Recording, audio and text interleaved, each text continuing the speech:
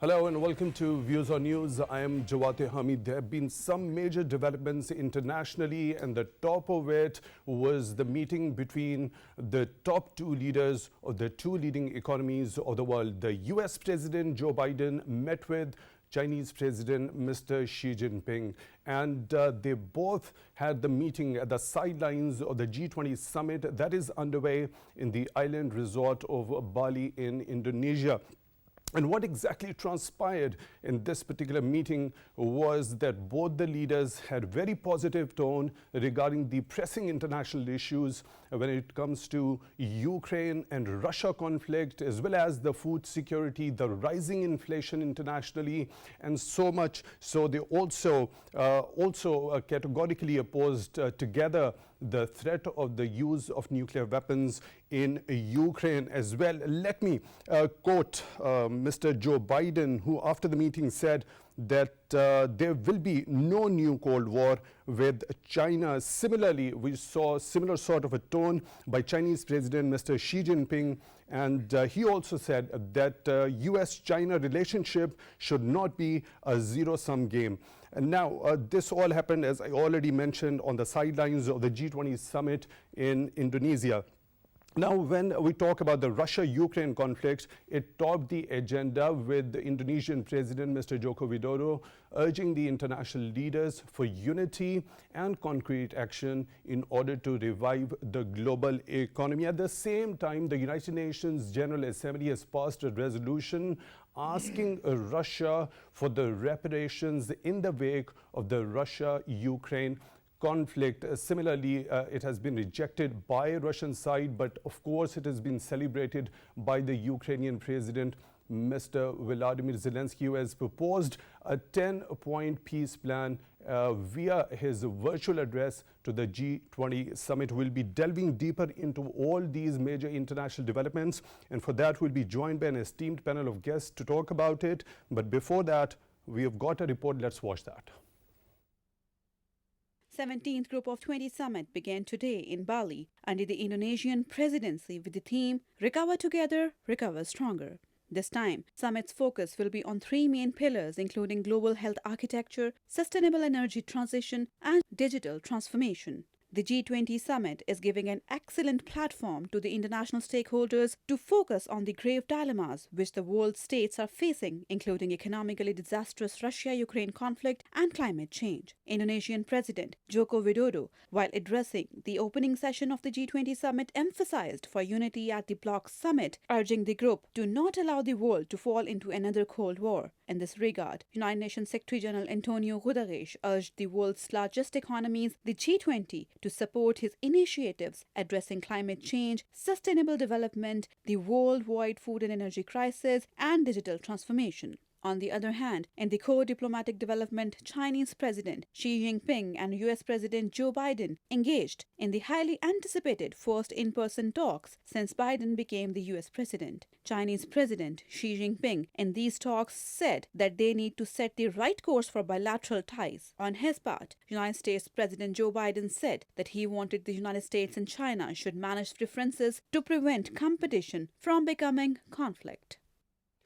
You just watched the report. There were certain other developments. Russia's foreign minister, Mr. Sergei Lavrov, met United Nations Secretary General, Mr. Antonio Guterres, on the sidelines of the G20 summit that we are talking about. And when we talk particularly about the Black Sea grain deal, it is set to expire on November the 19th. And this initiative was struck in July that unlocked agricultural exports from Ukraine's southern ports and helped push down global food prices. Let me bring in our panelists in the studio. We are honored and privileged to have been joined by Mr. Nasir Ali Khan, who is a former ambassador. Mr. Nasir Ali Khan, thank you very much for your time, for being on Views on News. We really appreciate that.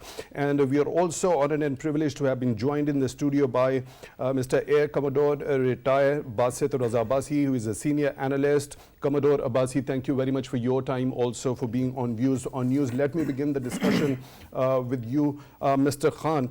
How significant do you think this particular meeting, the bilateral meeting between the Chinese President, Mr. Xi Jinping, and US President Mr. Joe Biden on the sidelines of the G20 summit when the world is faced with pressing issues and grave crises? Extremely significant.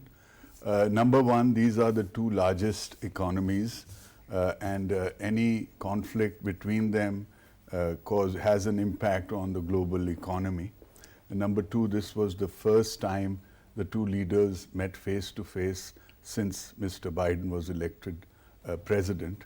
And thirdly, the most significant part was that they talked about issues that were globally common issues. The meeting lasted more than 3 hours, and they were talking about climate change and, most importantly, the macroeconomic global situation. They talked about debt relief. They spoke about food security.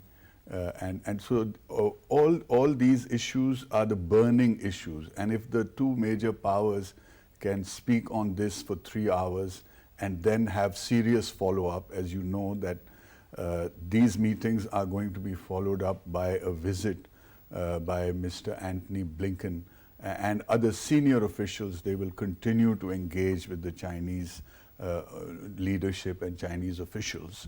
So this is a very, very positive thing, because prior to this, China not only was unable to come out of this competition and different kinds of sanctions and tariffs that they were putting on each other, but they were also perceived to be siding with Russia in this conflict. So it took these Western nations further away from China. But now you can see another positive development was that Mr. Xi Jinping also met with the Australian Prime Minister, with the South Korean President, with the Japanese Prime Minister. And these are people who are considered US allies in the Pacific. So it shows that he is very serious in mending fences, in reducing tensions, and moving forward. So, Mr. Khan, when President Joe Biden says that the US promises not to enter a new Cold War with China, what does that statement depict by the very meaning of it? Well, there are 2 or 3 possibilities. There are 2 or 3 threats that this region faces. Number one is the economic war, the sanctions that they can put on each other, the tariffs that they can raise, the walls that they can put up. That's one issue. The other 2 issues involve the friction regarding the South China Sea, regarding Taiwan and the Taiwan Strait. And so these are both military as well as economic issues. And both of them were kind of simmering for the last 2 years or so. So the fact that they are willing to talk and the fact that they have made positive statements, for example, Mr. Biden said that we still recognize the one China policy, and that we are very concerned that things should not escalate in Taiwan and around Taiwan Straits. Commodore Abbasi, your take regarding the significance of this particular meeting between the top leaders of the 2 leading economies of the world, making pledges and promises that both appear to seemed to appear to have been on the same page, not taking the escalation to that level and keeping the competitiveness with high spirits. I think this meeting took place at a very opportune time. And as my colleague says, the world has heaved a sigh of relief at the outcome of these meetings, be it the body language of the 2 leaders, be it the statements, the very positive and optimistic statements which came out. I said that time was opportune because both the leaders were comfortable in their own domestic politics. Xi Jinping got elected for the 3rd time, and he's to continue for next 5 or maybe more years. And same Mr. Biden, who was expecting a sort of a Republican surge, they got control of Senate, and in the House the race is still going on. So both the leaders were comfortable, and that's why they were able to talk very openly and frankly, because they were relieved of all those pressures which had been affecting. Because USA has a clout on the European nations and other countries, So China was gradually being isolated. Chinese leadership was not talking to the world leaders. And a very positive outcome of this meeting is that, as just pointed out by my colleague, Mr. Xi Jinping met all these leaders who were actually belonging to the US camp. So the world problems can only be resolved by talking. They cannot be resolved by isolating people. So that policy of isolating, which actually began when the Nancy Pelosi, the Speaker of House of Representatives, visited Taiwan, the tensions were at the highest point because the Chinese had to react. They had to go into the election. So what I perceive, Commodore Abbasi, beg your pardon for the interruption, that there is the realization when it comes to the US camp that the dialogue remains to be the best option available in order to resolve the issues, as Mr. President has also alluded to the fact that we have to set up a joint mechanism at the key government level in order to resolve the issues. That's right. I was coming to that because both the leaders, free of those pressures, did some soul searching, and they came out with a path which is more pragmatic in approach, and as we have just discussed, that the senior officials, foreign secretary level people are going to visit. So naturally there will be reciprocal visits from each side and things will be resolved. And another thing is the background of the Ukraine war, because that is what is overshadowing every event. Right, Mr. Khan. Yeah, please go ahead. I think the Russian sort of, I would call it a debacle in Kherson, has actually also has a significance of its own, because maybe the Chinese leadership has also realized that there is no way to actually fight out in Commodore Abbasi, very pertinent point that you've just raised. I will come to this point later in the show. Mr. Khan, so dialogue being the best option available in order to resolve such pressing issues. By the statement of President Joe Biden, what's your take regarding that? Which statement are you talking about? That we should set up a joint mechanism in order to resolve issues at the key government levels between China and the US. Yes, it shows that now they are changing their stance, and they are also talking about a deeper, more lasting kind of relationship where people are very serious about solving the problem, especially regarding trade with China. There is no doubt that in the last 2 or 3 years this has suffered, and this sort of trade war often causes inflation. Now, on the back of the pandemic and then the war in Ukraine, one of the major issues in global economies is inflation, which leads to unemployment and increased poverty, which then leads to instability and lawlessness.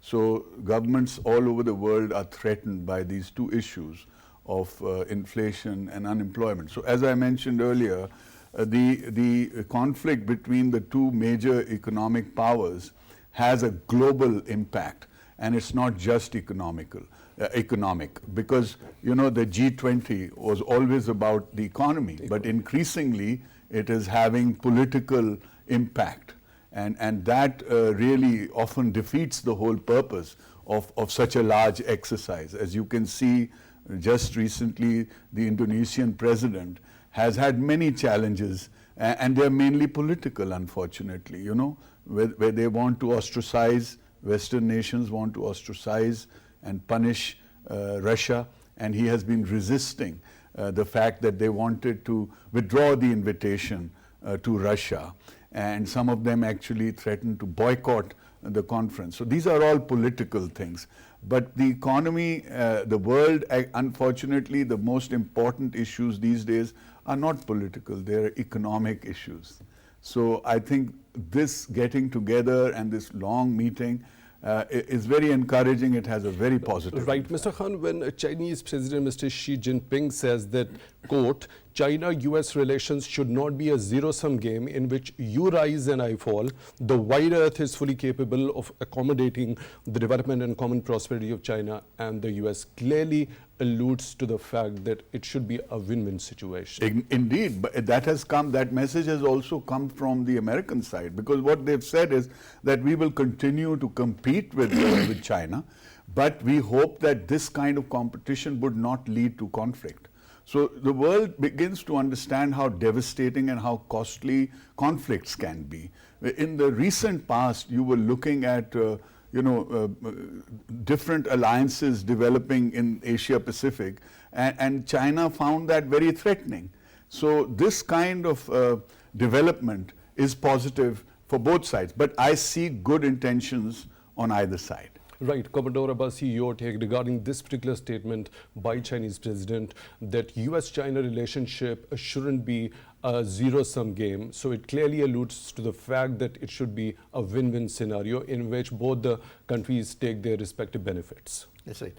Actually, it's very rightly pointed out that it's the economic warfare which matters. There are very few direct wars these days. It's only the war of economic dominance which is all the time going on. And both the countries have realized. Now, right from the Trump time, there was sanctions put onto the tariffs, and all those barriers were raised against the Chinese products entering the US market, and counter action from the Chinese side. What happened? Both the economies suffered. The cheaper goods which were reaching United States didn't reach there, so the inflation and everything rose. And that impact was seen worldwide as well. That's right. And then the world was hit with the COVID-19 pandemic as well. That added insult to injury. That's right. So China is actually the workshop of the whole world. It provides goods and services to the whole world. So you put any sort of barriers, you are actually impacting the global economy in many ways, more than one ways. So both the sides have realized the negative impact of their actions. And now there is a way forward. And I think, I'm very hopeful that the world would see the ripples and very significant ripples of these actions by the two superpowers at the moment.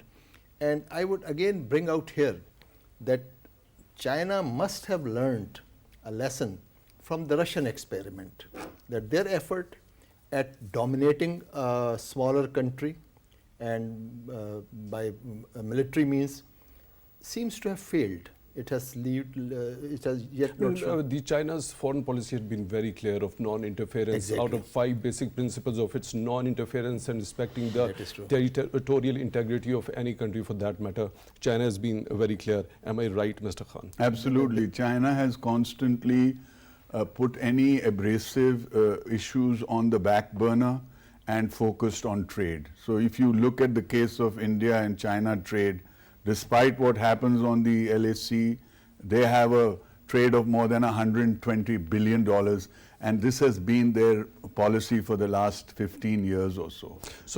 Right.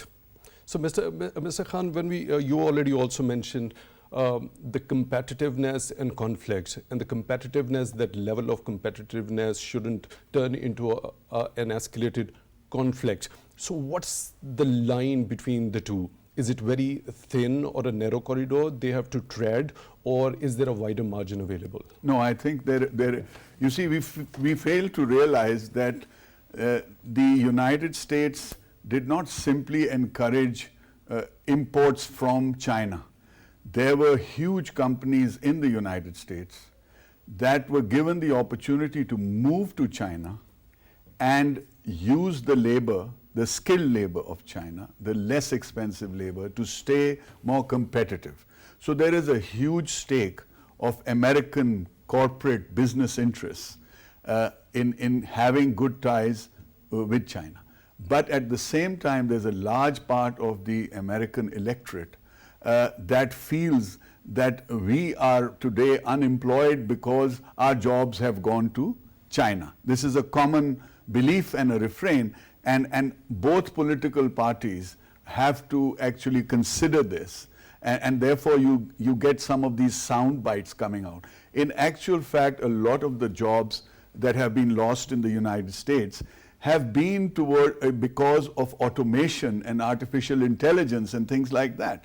So it is a political game, but in answer to your question, there is a wider issue here, because there is a very large interest within the United States to continue to have good economic and trade relations with China. They have huge stakes over there. So the way the media portrays it is simply in black and white, and just portrays one aspect of it. It is not as narrow as that. There is a much wider interest in this. On the other hand, the Chinese, the largest export market by far is the United States. And not only that, they are holding on to a lot of American securities. And so that is something that they have a very large stake in. A very interesting point is that when the Ukrainian-Russian conflict started, the Russians were believed to have about $630 billion worth of foreign exchange reserves. But as it turned out, most of these were either parked in European central banks or European commercial banks or in American banks. They were saved by the fact that they had about $150 billion worth of gold reserves. But because otherwise, in a lot of countries who supposedly have gold reserves, those gold reserves are actually parked either in the Bank of England or the Federal Reserve Bank of New York. That's where the gold physically resides. Now, during this conflict, a lot of that money was essentially confiscated by the West, right? Now, this example makes China really concerned because they have trillions of dollars of such reserves which are parked outside China. So what that essentially means is if they get into a serious conflict with the West, then they stand to lose money that they have earned over the last 30 years. Right, a very pertinent point that you've just mentioned and comprehensively elaborated the kind of wider margin when it comes to economic terms between the US and China is concerned. We'll have to take a short break over here and we'll resume the discussion from here regarding a very important and significant meeting between US President Joe Biden and Mr. Xi Jinping, the Chinese president. Stay tuned.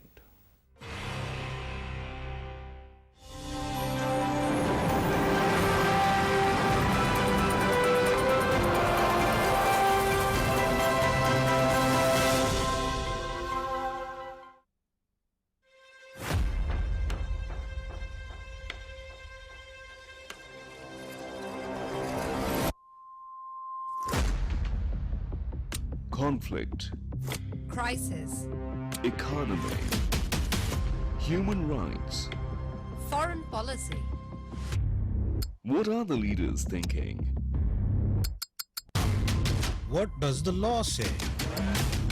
Who's calling the shots? What's really going on? Who's right? Is there another answer?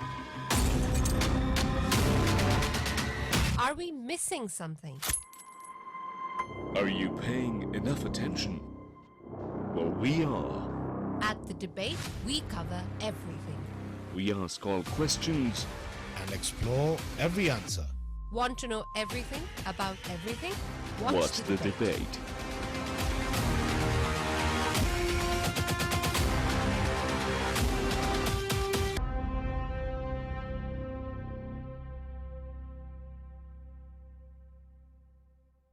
Only on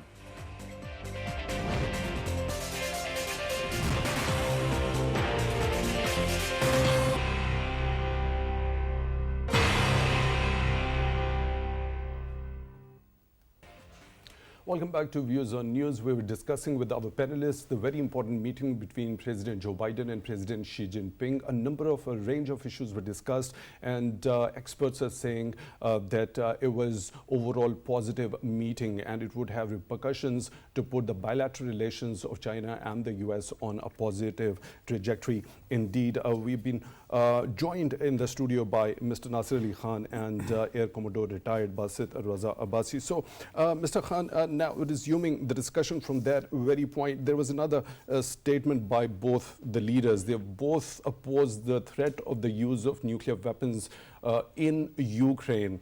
So that speaks volumes about the severity if a nuclear war is fought, because both the leaders say that such wars can't be fought, nor can they be won.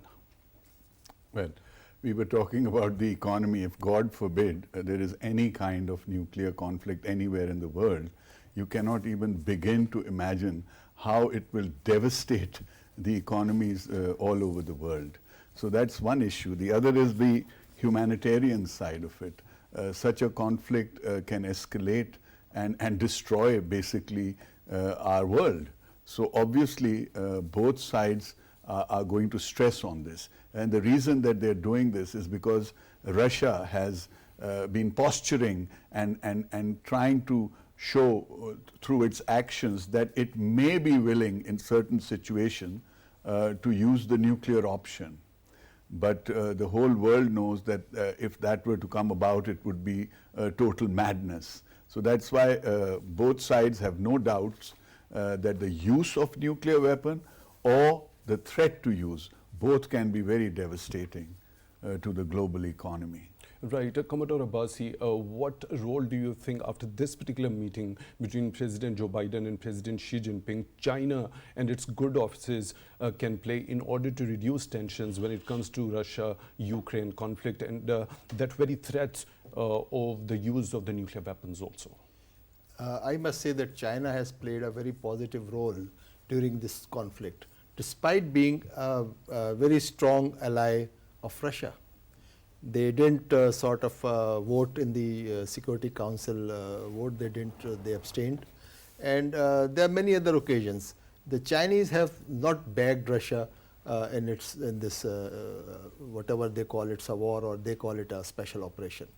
So Chinese leadership is very wise, very cautious.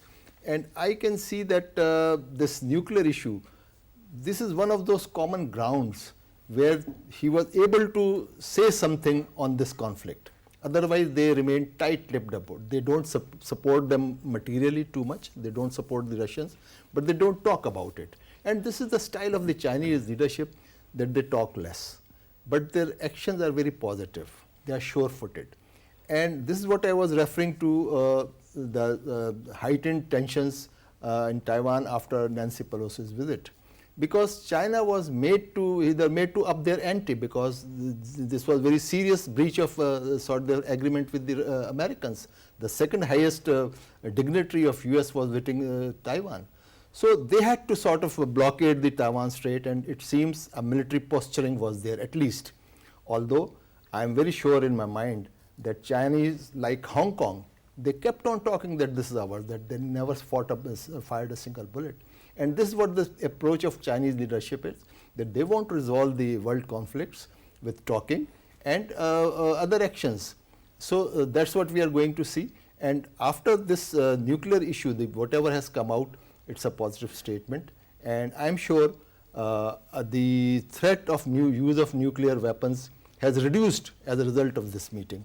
And the sort of the words which have come out of Mr. Xi Jinping are very significant in this. Right. He also went on to say that there was, regarding the Ukraine-Russia conflict, that there was no simple solution to a complex situation. So what does this particular statement by Mr. Xi depict? Yes, and on the same side, he said that the wars are no solution to the disputes.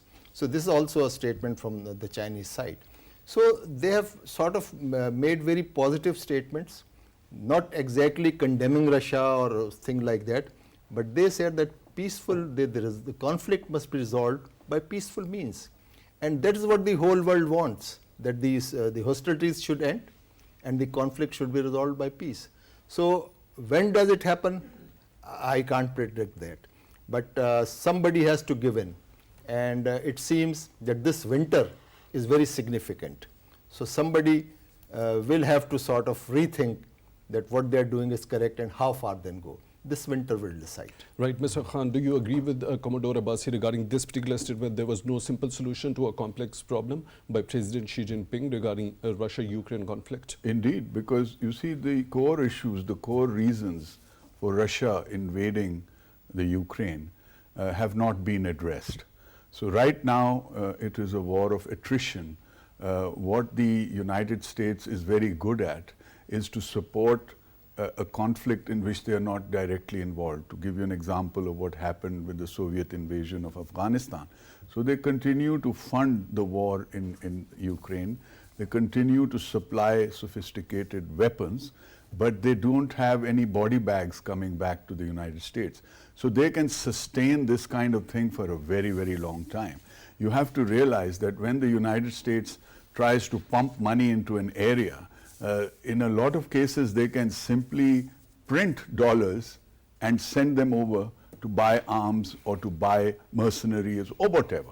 It's an, because they, the money that they will be spending there will not come back into the US economy to cause inflation there. Because it is the global reserve currency, they can afford to sustain wars for a very, very long time.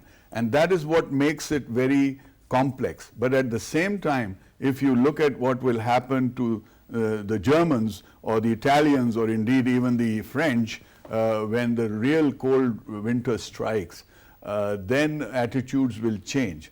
There are some players who are already showing concerns and moving away. And this is something which, if the United States wants to continue, as I said, this war of attrition, they will have to sit back and rethink, because the support will start to dwindle as this winter gets more severe. So what role do you think the European leaders who are going to be affected most likely during this very harsh winter, what role do you think they can play in order to impress upon the US in particular, in order to help reduce that very tension in this particular region?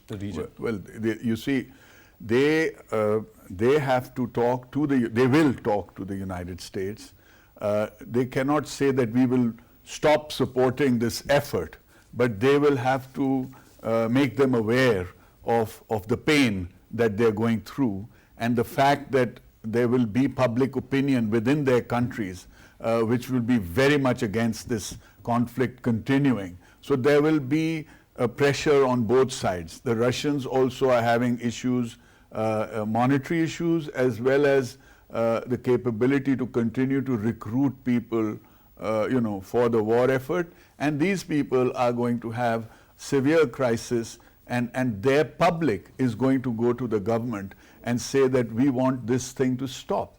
So, they will not take direct action, but what they will do is make it known to the United States that they will not be able to sustain this for very long because of the public pressure. Right. Commodore Abbasi, what role do you think the European leaders in particular can play? Is it very crucial at this particular point in history that they should actually impress upon the US in order to rethink their strategy and the policy when it comes to Russia and Ukraine conflict? At the moment, the Americans are on the driving seat, because before Russians, 24th February, before they crossed the borders of Ukraine, the NATO was in turmoil. The European leaders, they were the Afghanistan debacle for Russia, Americans had just taken place, and the European leadership were wary of the American leadership in the world affairs, and they were openly talking about it. But the moment the Russian troops crossed the Ukrainian borders, they kept on falling behind the Americans, and Germans were the last to join that, because if you remember the earlier day of the war, the Germans had said that we will not give any arms to the Ukrainians. They said we'll give you field hospitals, we'll give you helmets and other products, but we'll not give you even a bullet. But as the days passed by, the Germans fell in line. Now about 8-9 months have passed and the winter is approaching. But let me also say that the Europeans have got time to sort of build up their emergency reserves. And I personally feel, I could be wrong in my analysis, that the Europeans are ready to brace this winter, despite all the hardships that have been placed. And they have a history of enduring such. I would remind you of Battle of Britain. And all these wars and these battles are in front of us, which tell us that if they motivate their people sufficiently, the Europeans have the resilience to face such difficult situations. And if they tide over this winter, it will be a very difficult situation for the Russians, because as pointed out, their economy is very small. It cannot sustain a long war.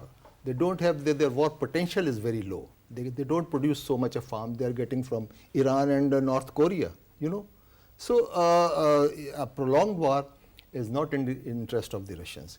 So a sensible person, unfortunately, the problem of dictatorship, that you have all the resources and all the brain entrusted to one person, and he makes all the decisions.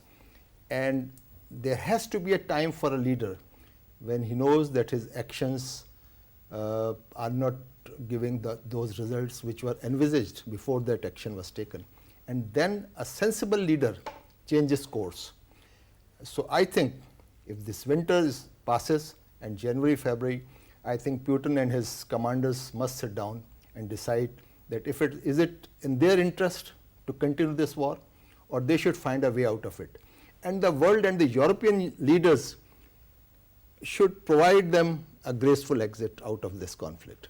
And that's the only way to solve this conflict, as I see it. Right, Ambassador Khan, at the very start of the G20 summit, as it opened, Indonesian President Mr. Joko Widodo urged the international leaders for unity and concrete action to revive the global economy. So when we specifically talk about the UN-backed Black Sea Grain Initiative, do you think after this call, it is set to expire after 19th of November, do you think there is a possibility Russians could consider extending this particular initiative? Well, the dilemma is that, you see, as Air Commodore Saab was saying, President Putin needs to have some kind of face saving.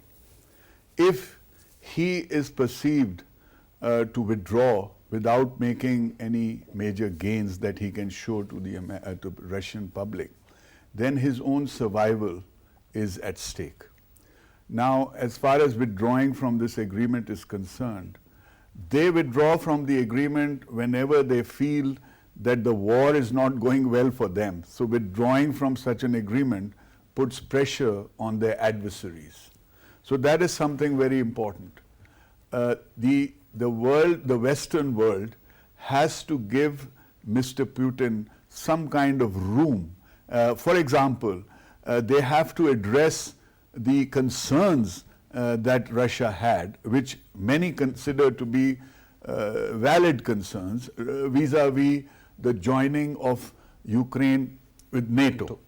Okay, so such a thing could be some kind of face saving if they all decide that for the next 20 years there's going to be no question of the Ukraine joining NATO.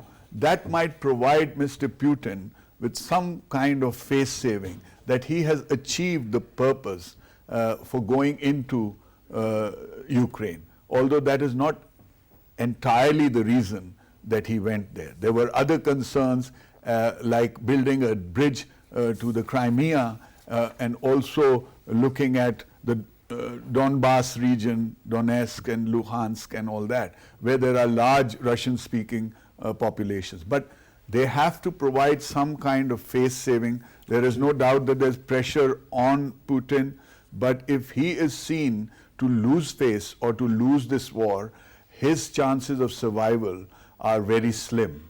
Right, your point is well taken. We'll have to take a short break, and after we return from the break, we'll be discussing the possibility of the extension of this Black Sea Grain Initiative, which was backed by the UN, and any sort of a role the UN would be able to play if Russia doesn't extend this. For that, stay tuned.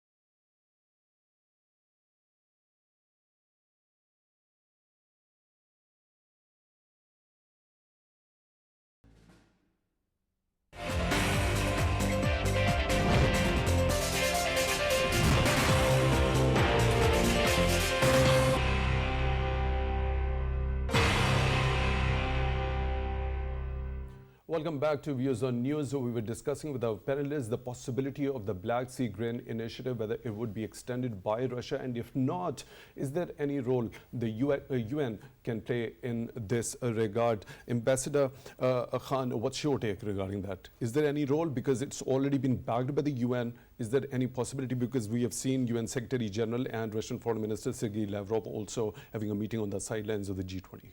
Yeah. Well, to some extent, selling Russian wheat also will benefit Russia to some extent. But as I said, they will use this, what people are calling the weaponization of food trade and things like that. So the more they are under pressure, the less they will cooperate on this agreement. And because both Russia and China are powers that enjoy, they're part of the P5, they have a veto power. So there is not a great deal that anybody can do if Russia refuses to abide by this agreement. But it is going to depend on how the war progresses for Russia. If it is not going too well, then they may use this as a pressure tactic. Right. Commodore Abbasi, your take regarding that. The role of the UN, because it was already backed by the UN, it helped in reducing the global food prices also. So if Russia, because they'd been accusing the Western powers of not fulfilling their promises when it came to lifting the sanctions against Russia, that was the one concern Russian officials had been, including the president, had been pointing towards. And there is another thing which has been mentioned by Ambassador Khan also, that very threat of Ukraine joining the NATO also. I sort of have a different point of view, because if the Russians were wary of their neighbor joining NATO, they have failed in that objective miserably, because not two countries have applied for NATO, Norway and Sweden, who never opted for this option. So that objective has not been fulfilled, and that is my answer to that. And as far as the grain deal is concerned, I very much doubt that United Nations has any influence in these events. But it was, beg your pardon for the Yes. interjection, it was already backed, That's brokered by the UN. That's right. This was actually the Turkish effort. They approached the Russians and they convinced them. And I think what Mr. Erdogan would have convinced Russians, because Russians have lost their goodwill in the world. The grain export, the sort of stoppage of grain export, most affects the African countries, even Egypt, African country, and other poor countries. And many of those countries have Russian influence in them. So the Russians have their own interest. They don't want to become a pariah state, pariah superpower, if I may say. So to maintain that, they allowed that. So either you offer something in return, a quid pro quo for the Russians, that okay, I do this, you scratch my back and I scratch yours, or something like that. And otherwise, it's only the goodwill to maintain that, not to be sort of ostracized by the whole world, the World Committee. They would agree to it. I think ultimately Russians would agree to it. This is my opinion. Right, your point is well taken. Air Commodore retired Basit Raza Basit, senior analyst, thank you very much for your time, for being at Views on News. Really appreciate that.